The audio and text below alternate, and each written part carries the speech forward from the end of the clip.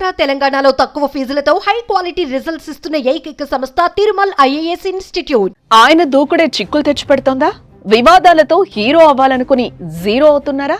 కాకి డ్రెస్ లో గబ్బర్ సింగ్ లా, ఖద్దర్లో wild fire లా ఉన్న ఆయన పార్టీ ఓడిపోయాక సైలెంట్ అయ్యారని అంతా అనుకుంటే ఇప్పుడు ఒక్కసారి వైల్డ్ కార్డ్ లా ఎంట్రీ ఇచ్చి వైలెంట్ ఎందుకు అవుతున్నారు? కాంట్రవర్సీలకు కేర్ ఆఫ్ అడ్రస్ గా గోరంట్ల మాధవ్ ఎందుకు మారుతున్నారు?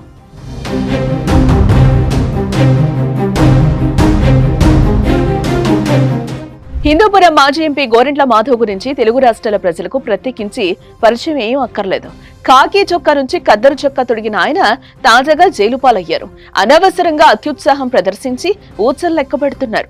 వైసీపీ అధినేత వైఎస్ జగన్ సతీమణి వైఎస్ భారతీరెడ్డిపై ఐటీడీపీ కార్యకర్త చేబ్రోలు కిరణ్ అసభ్య వ్యాఖ్యలు చేయగా అతన్ని పోలీసులు అరెస్టు చేసి వాహనంలో గుంటూరుకు తరలిస్తున్న క్రమంలో గోరంట్ల మాధవ్ నానా హంగామా చేశారు. కిరణ్ ను తనకు అప్పగించాలంటూ వాగ్వాదానికి దిగారు. దీంతో పోలీసులు మాధవ్ ను అరెస్టు చేసి న్యాయస్థానం ఎదుట హాజరుపరచగా న్యాయమూర్తి 14 రోజులు రిమాండ్ విధించారు. దీంతో గోరంట్ల మాధవ్ తో పాటు పోలీసుల విధులకు ఆటంకం కలిగించిన 5గురిని నెల్లూరు జైలుకు తరలించారు.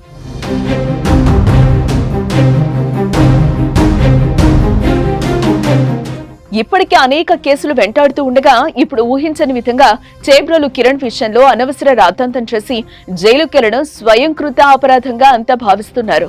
నిత్యం వార్తల్లో ఉంటూ హైలైట్ అవ్వడం కోసం కాంట్రవర్సీలకు కేర్ ఆఫ్ అడ్రస్ గా మారుతున్నారనేది రాజకీయ నిపుణుల అభిప్రాయం.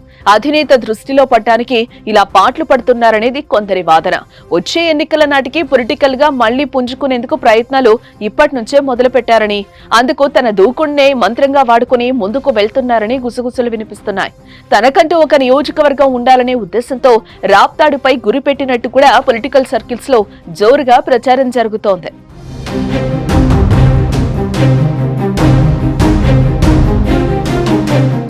మాధవ్ కు వివాదాలు కొత్తేం కాదు. ఎంపీ పదవిలో ఉన్నప్పుడు ఎన్నో వివాదాలు ఆయన చుట్టుముట్టాయి. ఆ దూకుడు వివాదాలతో 2024లో పోటీ చేసే అవకాశం లేకుండా పోయింది.